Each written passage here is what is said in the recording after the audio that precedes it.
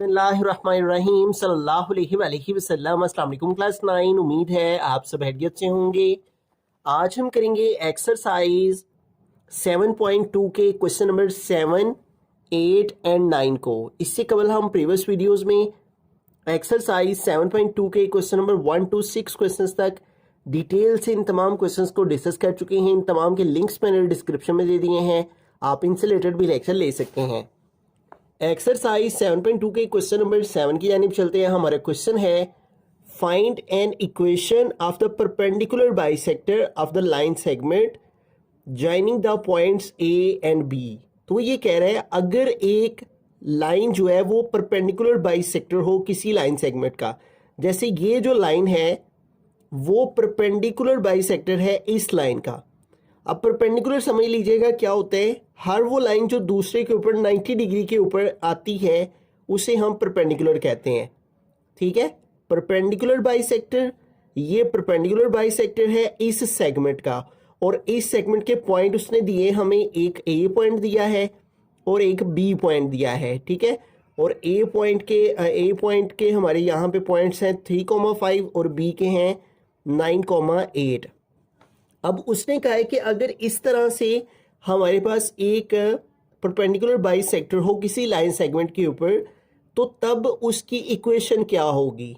ठीक है, अब इसकी इक्वेशन फाइंड करने के लिए हमें क्या करना होगा, सबसे पहले हमें ये वाला मिड पॉइंट का जो है पॉइंट फाइंड करना होगा। ठीक है, तो इन दोनों पॉइंट्स का मिड पॉइंट फाइंड करेंगे। तो मिड पॉइंट आपने पढ़ रखा है। ठीक है, मिड पॉइंट कैसे फाइंड करते हैं, पहले तो हम इन दोनों पॉइंट्स को यहाँ पे लिख लेते हैं ए एंड बी। तो आपको याद हो तो हमने प्रीवियस जब एक्सरसाइजेस की थी, एक्सरसाइज हमने 7.1 जब अंडरस्टैंड की थी, तो उसमें ये देखें क्वेश्चन नंबर जो 3 था, इसके अंदर हमने जो है वो मिड पॉइंट फाइंड किया था, mid point of the line segment. ठीक है, तो मिड पॉइंट का फॉर्मूला भी आपने पढ़ रखा होगा। ये देखें, ये हमारे पास मिड पॉइंट का फॉर्मूला होता है, mid point x, y, x1 plus x2/2 और y1 प्लस y2/2। तो इस फॉर्मूला को हम यहाँ पे अप्लाई करेंगे, मिड पॉइंट। ठीक है, और मिड पॉइंट यहाँ पे लिख लेंगे mid point of line segment, और ये क्या सेगमेंट है, ए बी। ठीक है, तो mid point of segment A B, और इज इक्वल टू, अब यहाँ पे फॉर्मूला लिख देंगे। ठीक है, और वो फार्मूला है x1 plus x2/2 comma y1 plus y2/2। ठीक है, तो अब इसके अंदर वैल्यूज पुट करते हैं। तो ये देखें, ये हमारे पास आपको पता है ये पहला सेट xy और दूसरा भी xy होता है, लेकिन ये 1 1 होती हैं और ये दोनों 2 2 होती हैं। ठीक है, तो अब वैल्यूज पुट करें तो यहाँ पे देखें x1 की क्या वैल्यू आ गई 3 प्लस x2, तो x2 की क्या वैल्यू आ गई 9, ओवर आ गया हमारे पास 2। उसके बाद है y1, तो y1 क्या है 5 प्लस y2 क्या है 8, ओवर आ गया 2। तो 9 में 3 प्लस करेंगे तो 12 हो जाएंगे, ओवर आ गया 2, और 5 में 8 प्लस किए तो 13/2 आ गया।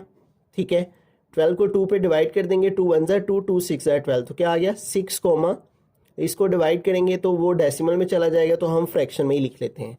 तो इस तरह से हमें ये वाला पॉइंट जो है वो मिल गया है। ठीक है, 6,13/2।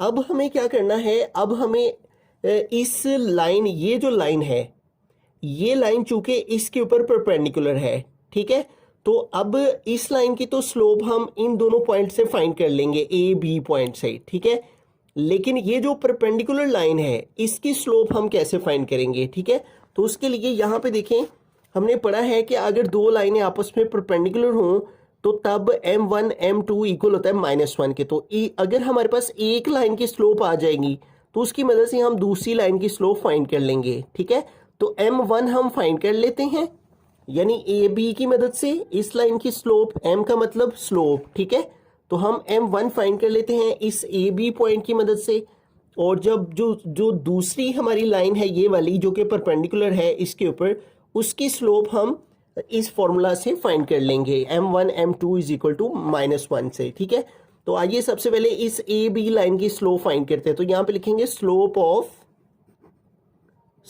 Of A B.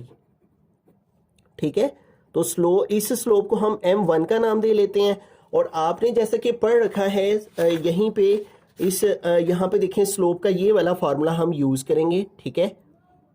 Slope m हमारे पास किसके इक्वल है, y2 minus y1 over x2 minus x1, y2 minus y1 over x2 minus x1, ठीक है। तो एज यू नो कि हमारे पास उसी तरह से ये x1 है, ये y1, ये x2, ये y2, ठीक है। तो इसी इन्हीं दो पॉइंट्स की हमें स्लोप फाइंड करनी है ना, तो इसलिए यहाँ पे ए बी ही हमने लिखा है। अब y2 हमारे पास क्या है, यहाँ पे 8, तो यहाँ पे ऊपर आ गया 8 माइनस y1, तो y1 क्या है 5, तो ऊपर आ गया 5।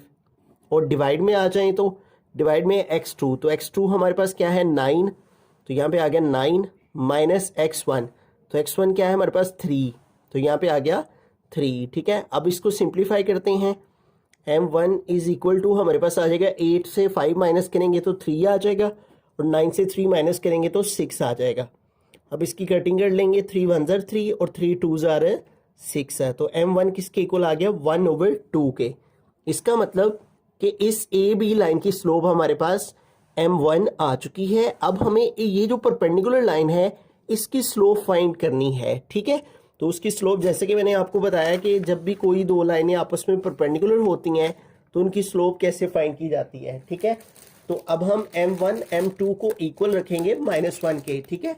जैसे कि हमने पढ़ा है कि जब भी दो लाइनें आपस में परपेंडिकुलर होती हैं तो हम ये फॉर्मूला यूज करते हैं, ठीक है। m1 m2 is equal to -1, ठीक है। मैं अगेन यहाँ से आपको दिखा देता हूँ, जब भी दो लाइनें आपस में परपेंडिकुलर हों, ठीक है, तो m1 m2 इक्वल होता है -1 के, ठीक है। तो इस फॉर्मूला की मदद से हम जो है m2 को फाइंड कर लेते हैं, ठीक है। तो यहाँ m2 की वैल्यू हमारे पास मौजूद है, उसको पुट कर देते हैं, और वो क्या है हमारे पास m1 की वैल्यू क्या है 1/2, तो m1 की वैल्यू पुट कर देंगे 1/2, और इसकी मदद से हम m2 फाइंड कर लेंगे। इधर आ गया -1। अब देखें m2 1 से मल्टीप्लाई हो रहा है, तो m2 डिवाइड आ गया 2 इज इक्वल टू आ गया -1।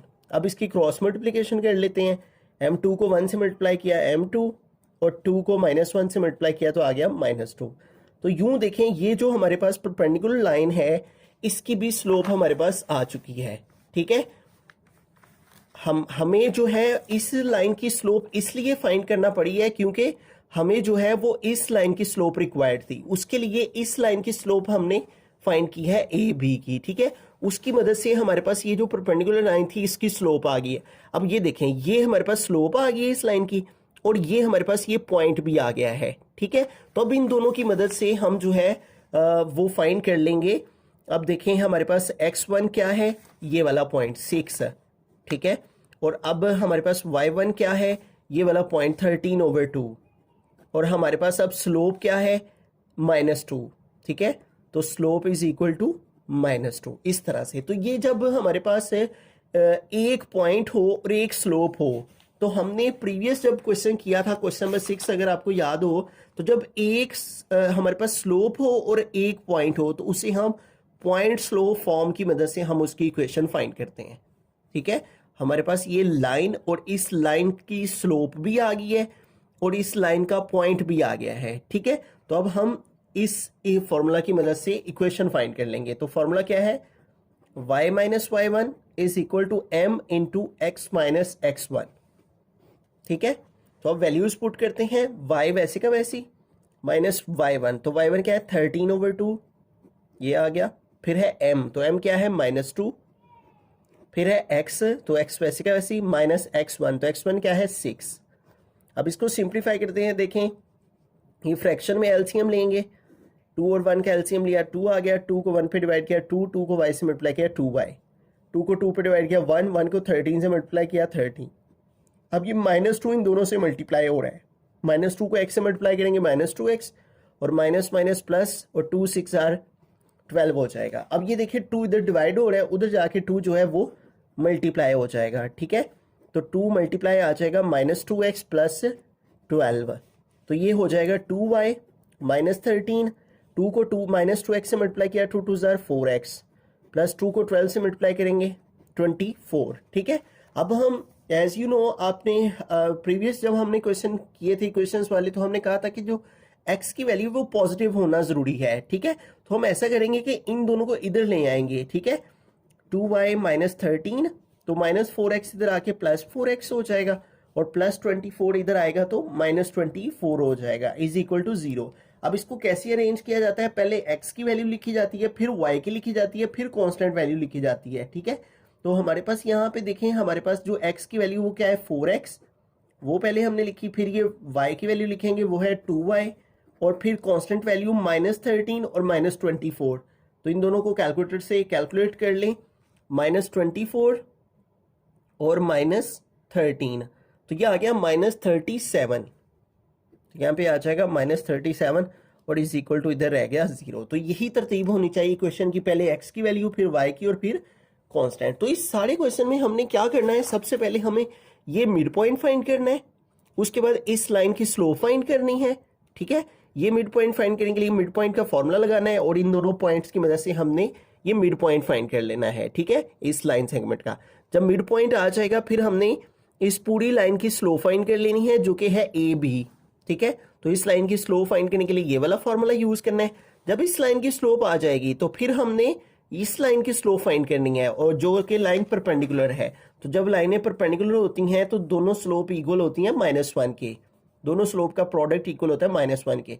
तो एक लाइन की जो स्लोप आ जाएगी वो हमारे पास यहाँ पे पुट कर देनी है, और उसकी मदद से दूसरी स्लोप फाइंड हो जाएगी।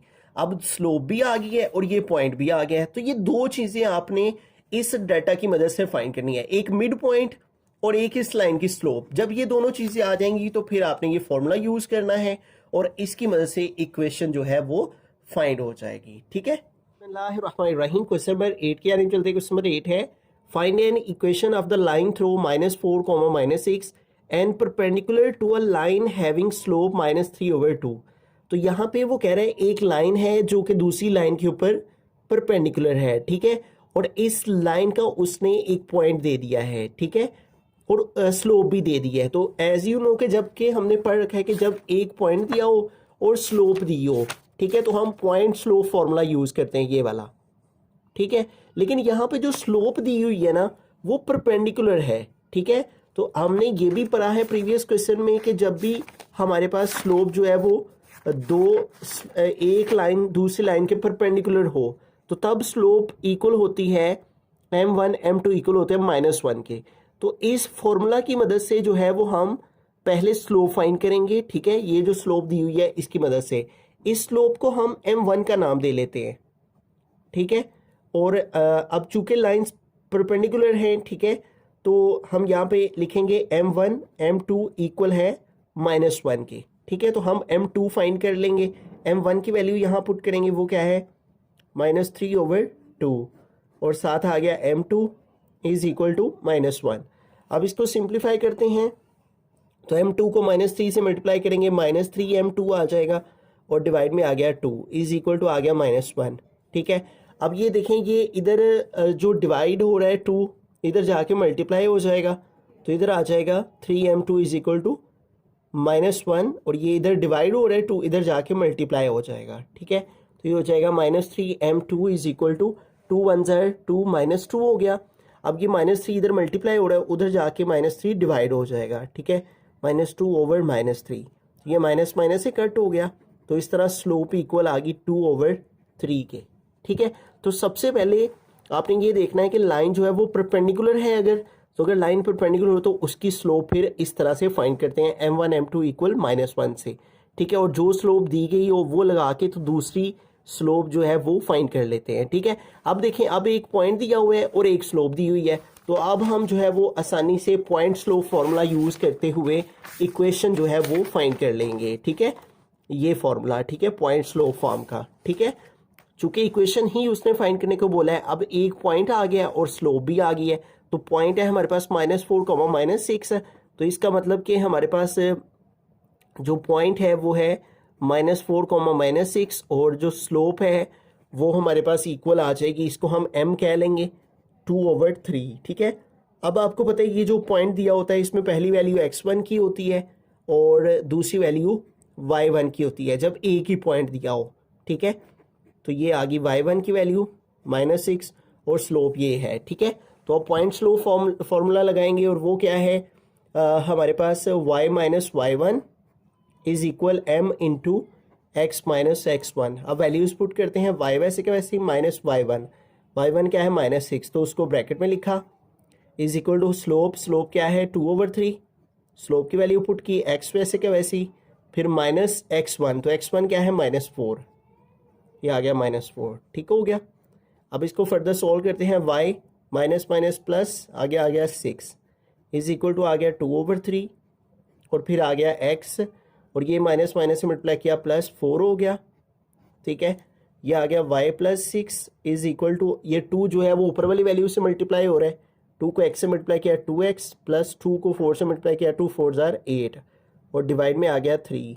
अब ये 3 इधर डिवाइड हो रहा है, इधर जाके 3 जो है वो मल्टीप्लाई हो जाएगा। ठीक है, या आप क्रॉस मल्टीप्लाइकेशन भी कर सकते हैं, 2x प्लस 8 को 1 से मल्टीप्लाई किया तो 2x प्लस 8 आ गया और 3 को इन दोनों से मल्टीप्लाई करेंगे, 3 को y से मल्टीप्लाई किया 3y और 3 को 6 से मल्टीप्लाई किया 3 6 जार 18। ठीक है, अब हम इसको अरेंज कर लेते हैं, एक तरफ कर लेंगे सारी वैल्यूज़ को। ये 2x आ गया हमारे पास +8 आ गया, ये +3y उधर जाएगा तो -3y और ये +18 उधर जाएगा तो -18 और इधर बाकी रह गया 0। अब इसको अरेंज कर लेते हैं, पहले x वाली लिखेंगे फिर y वाली लिखेंगे और फिर 8 - 18 करेंगे तो -10 आ जाएगा। ठीक है, 8 में से 18 माइनस करें, 8 -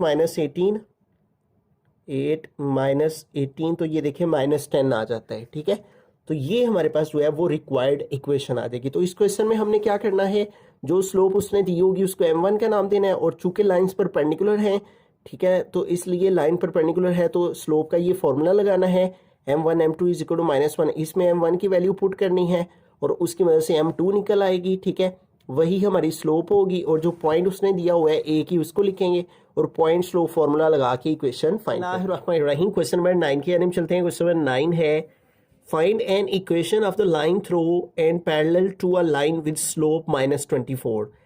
तो इस क्वेश्चन में वो कह रहा है कि एक इक्वेशन फाइंड करें, ठीक है, ऑफ द लाइन थ्रो, जो लाइन है उसका पॉइंट दिया हुआ है 11, -5। समझ लें कि ये एक लाइन है, ठीक है, और ये लाइन पैरेलल है टू अ लाइन, एक दूसरी लाइन जो कि इसके पैरेलल है और उसकी स्लोप है -24।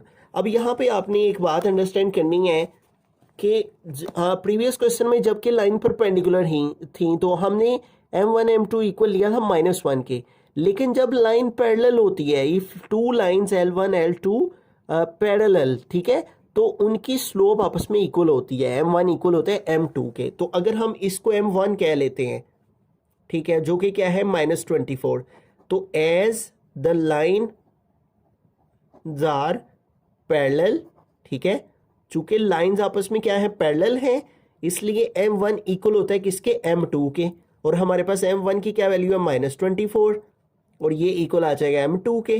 r लिख के m2 किसके इक्वल है -24 के, इसका मतलब हमारी स्लोप क्या आ गई है -24। ठीक हो गया। तो जब लाइंस पैरेलल होती हैं तो दोनों स्लोप्स आपस में इक्वल होती हैं और जब लाइन परपेंडिकुलर होती है तो फिर m1 m2 इक्वल होता है -1 के। ये दो केस आपने याद रखने हैं, ये तब जब परपेंडिकुलर हो और m1 m2 तब इक्वल आपस में जबकि लाइंस पैरेलल हों। ये दोनों केस आपने याद रखने हैं। पैरेलल की सूरत में ये आपस में होती हैं स्लोप और परपेंडिकुलर की स्लोप में जो है परपेंडिकुलर की सूरत में ये इस तरह से होती हैं स्लोप आपस में। तो अब हमारे पास स्लोप भी आ गई है और ये पॉइंट भी आ गया है और वो क्या है 11, -5।